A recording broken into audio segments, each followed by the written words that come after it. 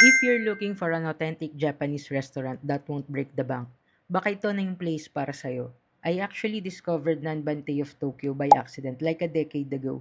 Since then, naging go-to Japanese restaurant ko na siya whenever I'm in Greenbelt. Way before Japanese restaurants became a trend. My usual order here is katsudon. Pero for a change, I tried their 5 steaks surf and turf yakitori sampler. You get different kinds of meat. It's tender and smoky, pero medyo matabang. A little pepper can fix this, though personally gusto ko pa sana mas saucy. May kasama rin siyang baby squid skewer.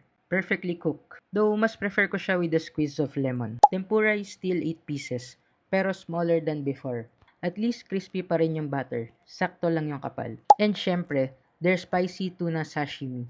Funny thing is, I'm not even a sashimi fan. Pero dito, lagi ko siyang in-order. For some reason, ito talaga yung favorite ko sa menu nila. Inflation is real, servings got smaller, pero at least free tea pa rin hot or cold. Para sa akin, Nanbantei still feels like a hidden gem. Matagal na sila dito sa Greenbelt, pero compared to the more popular Japanese spots, hindi sila yung unang naiisip ng karamihan. You'll find them at the third floor of Greenbelt 3 Makati City, katabi lang ng time zone, plus branches in BGC and Alabang. And yes, nasa GrabFood din sila. Depende na lang kung abot sa area nyo.